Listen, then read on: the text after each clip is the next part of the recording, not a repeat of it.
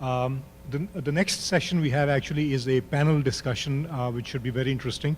And to run that panel and to introduce the participants, I'd like to invite Peter Orban to come and introduce the panel on privacy and engagement rules. How far can you go? So welcome to our afternoon session, where our outstanding panel will, with your help and involvement, will discuss privacy and engagement rules. So let me kick it off with introducing our panelists, and starting with Lisa Courtade, who is the Executive Director of Global Market Research and Analytics at Merck. And by way of introduction, just for those few that don't know you, if you could just pinpoint how privacy pertains to what you do day in, day out. Sure. Well, since I work in the health, is this on? Can you hear me? I'm also suffering from that lost voice thing. So I work in the healthcare industry, and everything we do is about privacy and protecting the privacy and safety of patients and of respondents in the marketing research. And I also lead a group that has responsibility for both innovation and compliance. So those things would seem to be diametrically opposed, but they're not really, because in order to innovate, particularly in our industry, you have to find a path forward and a path through privacy and through safety in a very compliant manner, and that's part of the benefit that we bring. Thank you. Next, Reg Baker, all the way to the left on your left, who has many hats, but today's hat is a consultant to ESOMAR Professional Standards Committee. And then for the even fewer that wouldn't know you, how does privacy pertain to what you do? Well, you say, okay, what is privacy? What do we mean by privacy? And what we mean is the right people have to control who has access to their information and how it gets used. And that's basically the business that we're in, right? Is collecting people's personal information. And ESOMAR's role in this is to advise researchers on how they can go about collecting personal information and protecting it in ways that are consistent with the ethics of our profession, as well as the regulatory environments that exist around the world. Thank you. And last, but definitely not least, Tom Van Amen, who is Marketing Manager, Insights Design Innovation Center at Allstate. So how does privacy play into what you do every day? Well, as you know, Allstate has access to millions of personal records from our customers. So we take we make sure that we protect their information as much as we possibly can. And we take it very seriously, and we have a number of safeguards we put into effect to ensure that that does indeed happen. So you see this panel is very deeply involved in privacy, so it makes sense to listen to what they have to share with us. And then I couldn't help but notice in the past almost 2 days by now, we heard a lot about the wonderful capabilities of mobile and all the doors that it opens to us in terms of data quality, research, and so on and so forth. And then specifically, I think one of the keynotes yesterday, Ryan Becker finished on a high, saying something along the lines of, this is the golden age of research. It's the best time to be in research because of the power of the many new possibilities that mobile brings. But then with this increased power, there's another side to it, an increased responsibility. The increased responsibility that us researchers and marketers in general will have to face. And so I wanted to kick off on this, our conversation, kick off on this. We touched base very briefly, you touched base very briefly, Reg, on the definition of privacy. But throughout these couple of 2 days, we also heard that this may not mean the same thing to everyone. Whether generations, X, Y, millennials think about differently or different groups. So what does that mean? How do you interpret that? What does that mean? How is privacy different from your experiences to individual or these groups? Well, I think, yesterday morning, right, this issue came up because a lot of people believe that millennials somehow don't care about privacy. I think we have figured out that that's not really the case. But the difference with millennials is they are much more sophisticated about how to manage their personal information. They understand it has value, and they are better at both protecting it online. They're much more likely to do things like erase cookies and bypass creating accounts when they buy things and those sorts of things. And they, unlike older generations, they are not afraid of transacting online, but they do so in a much more guarded and smart kind of way. In your experiences, at least in Tom, how does that look? Well, when they talked about it yesterday, they talked about the Snowden effect as having a real impact on the millennials, and I think that's true. I mean, as it became more prevalent that there were records that were available to the U.S. government, then the issue of privacy became more of an issue amongst millennials. It certainly became a bigger issue within the European community, and we're seeing some consequences of that. Yep. Lisa, any comments on that?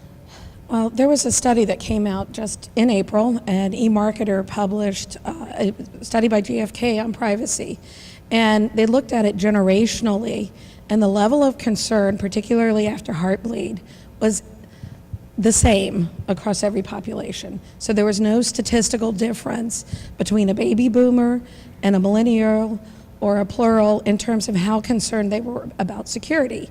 And Reg is right. If you track, and one of my favorite millennial tracking companies is YPulse, and they keep on top of trends with millennials, and they talk a lot about safety, they talk a lot about privacy, and millennials are willing to trade more information about themselves for coupons or for free product than, say, someone in an older generation. They are less likely to give up that information, so it creates this myth that they don't care about privacy. They do. They also understand commerce and are more willing to trade what's of value. Exactly. So my next question is to you, audience. And in fact, this question is a two-in-one. So raise your hand if, question A, you have gone through already the TSA pre-qualification, or B, top two box, you definitely will or probably will go through. Well, it's more than I expected, I have to say.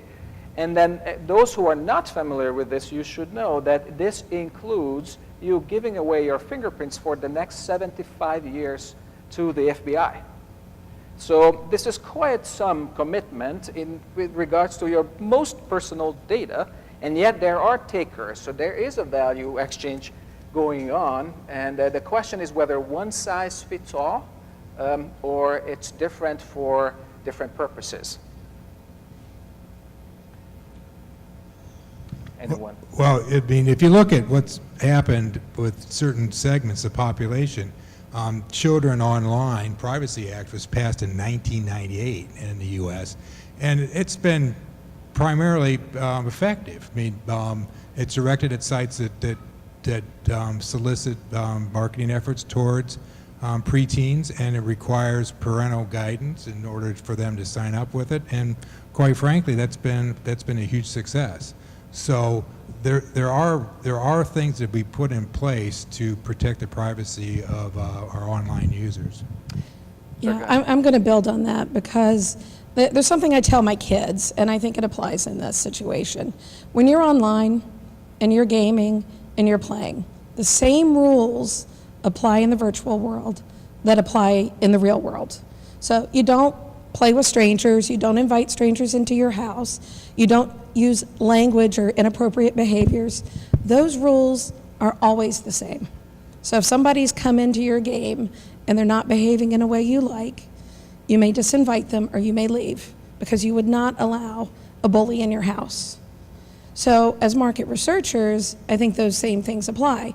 We have rules and guidance and ethics in market research in each of our industries. And you've got people up here from two highly regulated industries. The rules don't change just because we're going digital, just because we're going mobile. That doesn't mean that we can opportunistically behave differently. And as Tom said, there are additional rules that apply to protected populations. So Reg beat me to a question earlier today. I was a little concerned about the video that showed children. Special releases would need to be signed to protect the privacy of those children or other protected populations. Do you want to build on that? Yeah, because I think, you know, Lisa's touched on one of the real issues here with new methodologies, which is number one, that the definition of personal data is changing.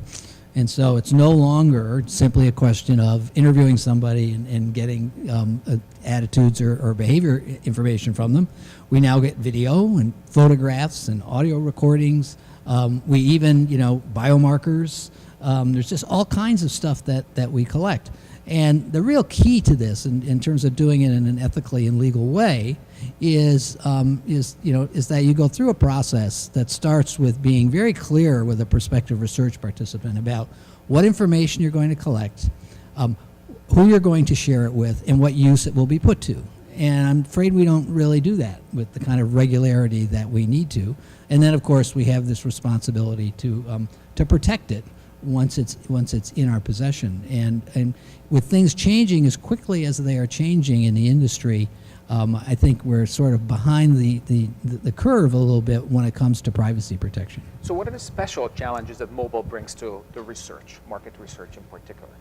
Well, one of the things that mobile brings is the ability to post on Facebook or other social media sites pictures of yourself. And California recently passed a erasure law which was directed towards teenagers, which allowed them to take content off which was indicative of, they call it youthful indiscretions. So you can imagine what it was. But mobile allows you to do a lot of different types of picture taking, video taking that could affect you later on in life that you just really don't want to have out there. So to your point, I mean, if you're a parent, you're saying shouldn't do that, but you can't always avoid Right. the bad things happening. And what this law is designed to do is to allow the youth to erase that from the social media sites.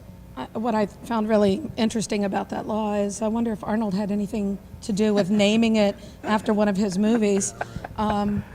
It certainly helped me remember the law and the name of the law. I think there are a couple different kinds of privacy violations. There is the very intentional, opportunistic kind where we decide that in addition to collecting this information about you in the research study, we're going to follow you around and see wherever else you go, either through geolocation or digitally and online. So that's one type of violation because we're using your information in a way that we didn't get permission for. There's also the accidental, the naive, which is picking up pictures or video of protected persons or behaviors that we should not be capturing. And then the third is more, what's the word I'm looking for, where it has been stolen. So someone with ill intent has picked it up. The problem with mobile is all of that information is in the cloud, it's being transmitted, it could be accessed from anywhere. So even logging onto the network here, it's a public network. So someone with some very creative spyware, and there could probably be some people in this audience capable of doing that, could be tracking all of the information to see if there's anything of value that they would want to take. So I look at it as those different buckets, and we have to be careful knowing that that information in its transmission could be stolen, could be used in the wrong way. It's not like after the focus group where you just pick up all the papers and shred them.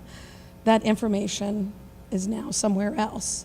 So we need to be careful not to collect information we don't really need, not to collect too much detail about somebody's personal information that makes them identifiable. So having respondents just go by Peter or Dr. O or a different name so that if that information was somehow lost, it's not as traceable.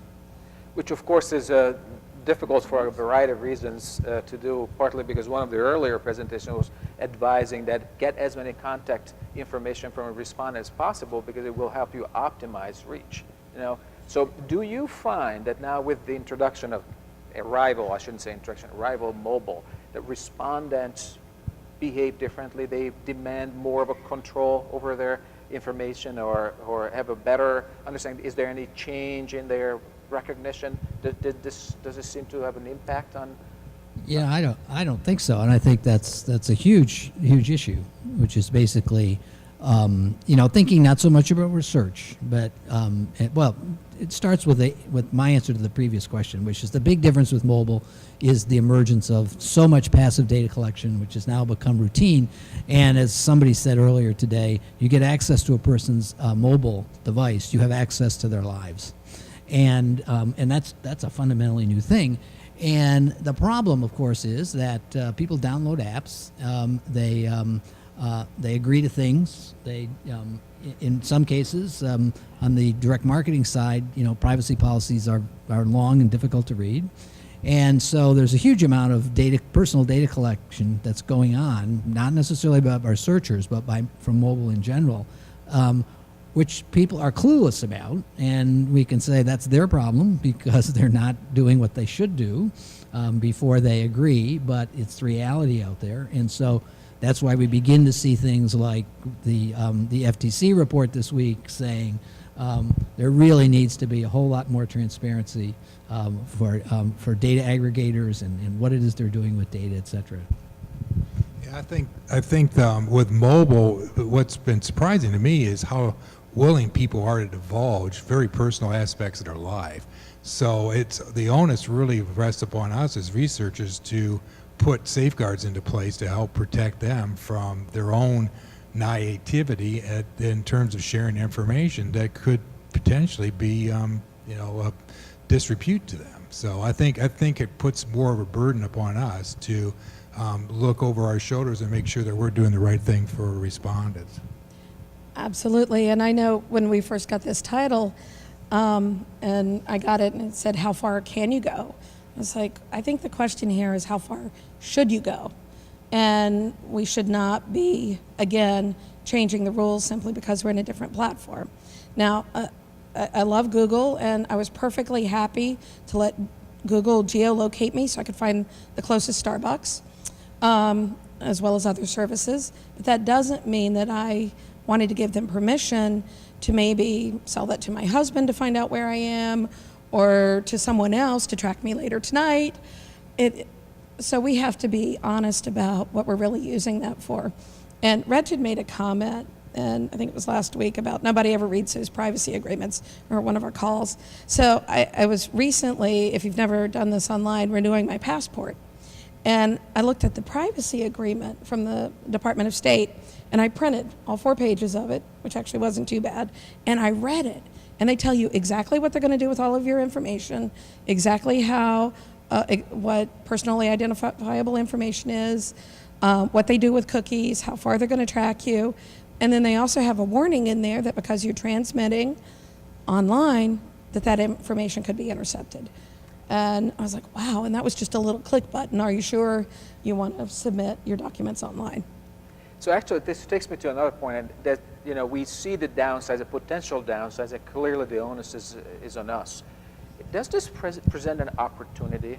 Someone who approaches the subject differently, let's say, if this leads to more transparency, will strengthen the relationship between respondents and brands, or between the marketers and consumers? Is there a way to look at it in a positive fashion? No, it's definitely positive. I mean, we've just spent 2 days looking at many of the contexts, most of them in a shopper context, in a museum experience. If you think about many health conditions, they happen in the moment. So being able to talk to somebody at 2 a.m. when they have insomnia.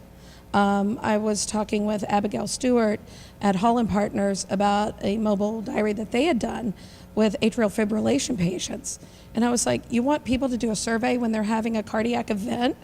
I want to understand what guidelines you put around that and what safety, because that would be like Tom asking people to text him when they're in a traffic jam or there's an accident in front of them, that maybe we have to be careful. And they did have good safeguards in place for that, because they really didn't want people to have a heart attack.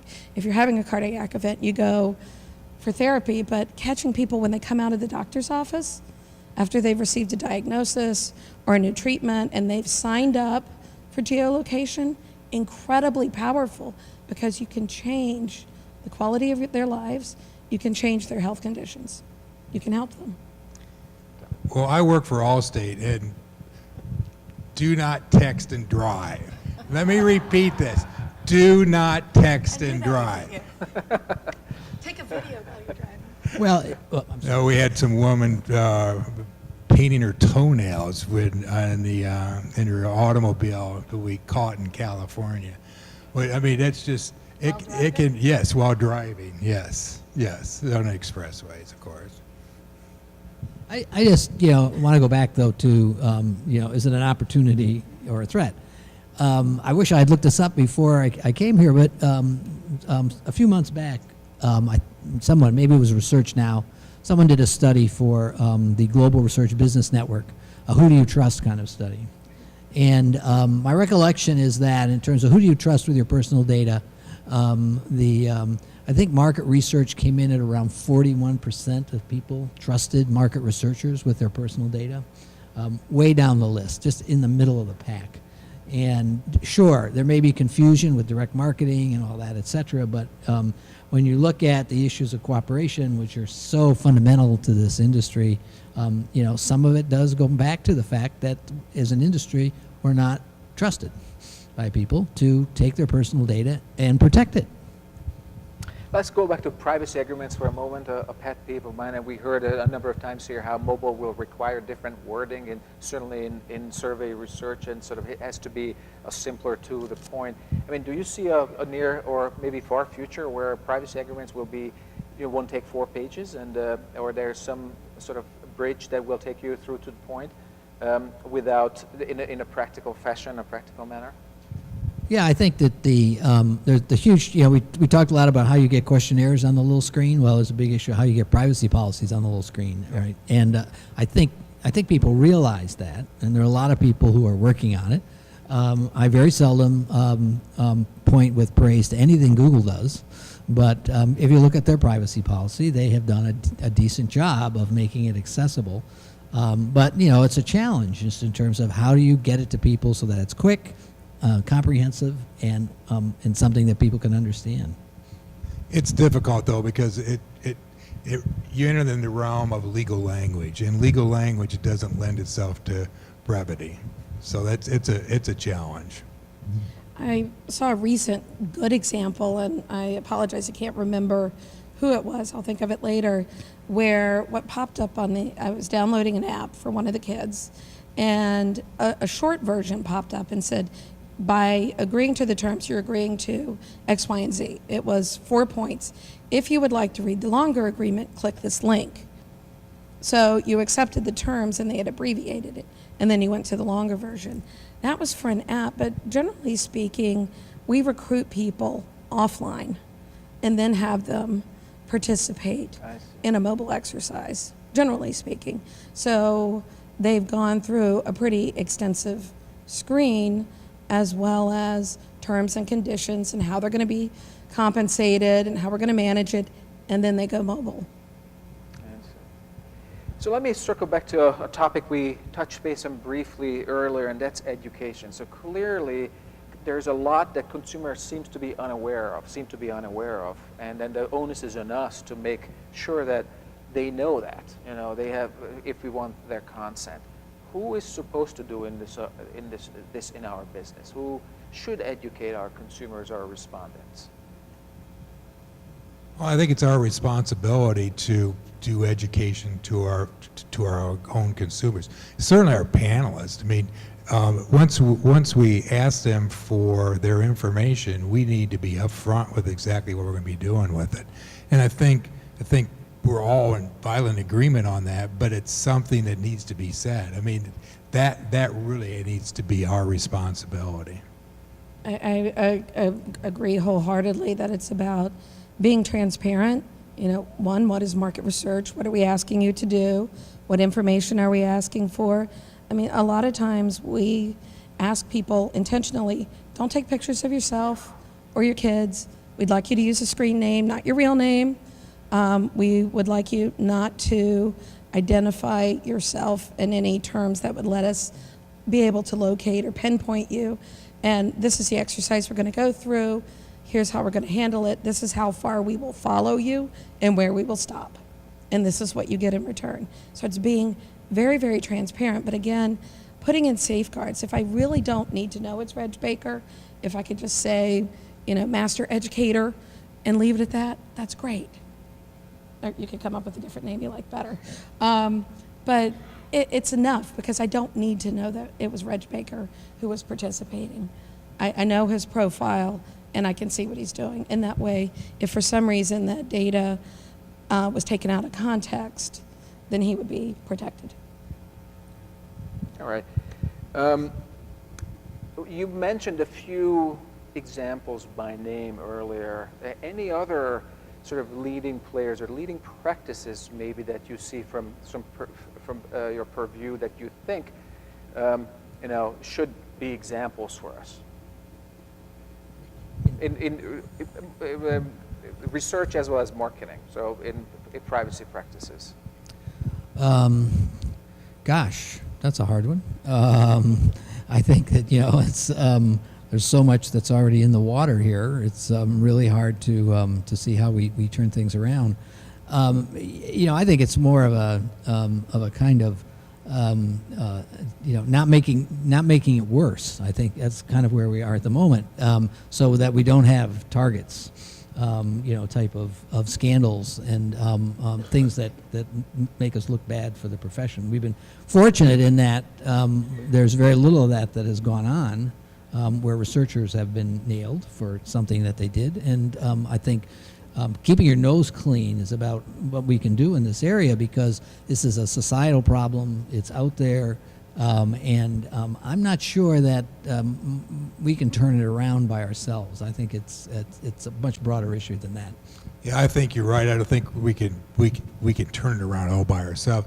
If you look at the laws that have been passed, the one that I thought was met with the greatest success was the Children's Online Privacy Act. And the reason for that is because it became very specific as to what sites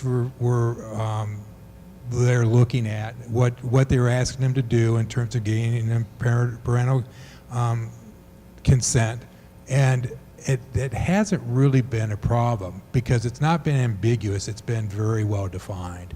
And other areas like the erasure law is not as well defined, and we're essentially leaving it up to the courts probably to define it for us, and that creates some issues of its own. And ESOMAR has certainly been very effective in helping the legislative bodies understand what they're really asking, and so we turn to groups like them to help us get the word through to the legislative bodies, so that they make sure to write laws that are enforceable. The only thing I would add to that is, if we regulate ourselves and manage our appetite for get everything you possibly can, and then keep it to what do you really need to know, and how can you best protect the, I'll call them participants, because not all of them are responding. They're giving data without responding to anything.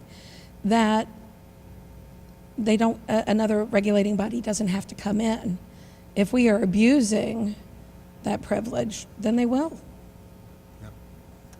So on this note, I just circling back to your comment, Lisa, this is not how far we can go, but how far should we go, right? So with this, thank you so much, and I'd like to open it up for questions.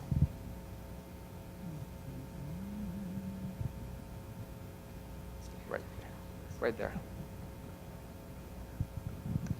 A question I have is, I'm thinking, so even if we do read all the terms and conditions about you giving away your life, I wonder, one, it takes a long time to comprehend that, and I don't know how far we can really understand it, but even in the long term, do we really understand what we're giving up and what it could mean for us in the future? Just thoughts on that. Could you repeat it, Zoe? So could you repeat the I think question? what you said was it's hard to understand the terms and conditions as they exist today. I think it's hard anyway. Most people don't read it, so that's the first thing. I think it's hard to understand. because generally the text is a lot and you're not sure which nugget is really going to get you. But even beyond that, I think the question is can we even understand the implications for what we're giving up down the line? You know, how's this data going to be used for us in the future in ways that we can't even think about it? I think that is part of the risk. We could get better at how we write terms and conditions. They're generally written by lawyers. And I've done a lot of work on literacy and health literacy. And there are ways to simplify that kind of communication and still say all the things you need to say. So I think that's an opportunity for associations and for the industry. I think the important thing for us is, no, we can't know all the implications. However, as researchers, we can stay true to what we've told people we will do with their information. So even if it could be used for another purpose, should we go there? Yeah, I mean, I think, you know, the way to view that is that basically, if the purpose changes, then you have a responsibility to go back and to inform a participant that the purpose has changed, and to give them the right to withdraw their information if they choose to do it. Just as which can often happen in the case of passive data collection, you might choose, you know, at some point over the course of the research period, you might change what it is that you're collecting. And again, you have, you know, in principle, you have no right to do that without informing the participant ahead of time and giving them the opportunity to withdraw from the study if that's the case. So it's not just kind of an upfront bargain that you make. It's a bargain that is in place and needs to be modified appropriately for the entire time in which you hold that personal data that you collected. Yeah, you know, when you were saying that, I was actually thinking about the wearable technology. And so that's great if you're tracking your fitness, and they had some really good looking models exercising and tracking their heart rates, and he talked about dad being cardiac monitored. What if your health insurance plan suddenly said, we're going to track your information and you're going to pay different rates based upon the data we're getting back? So that could be a future implication, but that was never the intent. Very good, brother. Anything from the insurance company? No, I'm gonna pass on that one. Thank you. I don't want the smart car that says how fast I'm going all the time. We do have a device that we put in the cars that will tell us how fast it's going, but and also how quickly you stop and things of that sort, and how late you drive. But it's if you agree to put the device in, it's very well known what you're divulging to us and what we're going to be doing with that information. And what most people choose to do is either opt out, you know, not get the device, or if they get it, they feel that the reward to them is enough for them to either modify their driving behavior or just continue on the course. And we obviously give them a discount on their insurance by doing it. Well, that's a good example because a lot of automobiles, including the one I drive, collect all sorts of information about my behavior, and nowhere at any point when I purchased this car was this disclosed to me. I only find out when something goes wrong, and they come back with a report and they say, well, you were driving, you know, 65 miles an hour on such and such a date when such and such, and I said, whoa, you know, yeah. So there's a lot of this going on out there, and it's it's no wonder people are cynical about this. You don't drive very fast, do you? We won't talk about what speeds All right. are. So there you go. There's a. Actually, well, just an aside, just to follow up on that. I mean, I think it's interesting you talk about this bargain. I think people don't know what the bargain is that they're striking, right? Eddie I think has a bit about Apple and iTunes agreements, and every time iTunes updates, right, you sort of, you know, I agree to Apple. I have no idea what's in the 6-page document, and I don't think anyone else does either. Just to change topics a little bit, I'm sort of curious as to where you think the responsibility lies. One of the topics that came up yesterday was the importance of big data and how big data is the future, and we're building these massive cubes around our customers that we can interrogate every which way. And it seems that the privacy laws are kind of orthogonal if you have the how far should you go and you should only take as much as you need issue.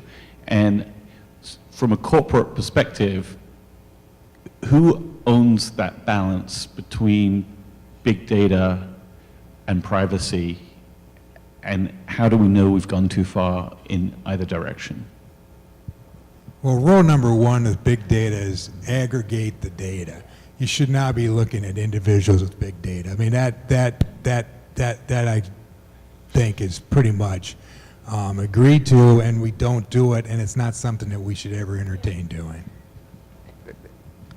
I think there's a line between being very useful and being creepy. So it's useful sometimes to have certain algorithms or to walk into Starbucks and have them give you the drink that you were going to order anyway. Those things are useful.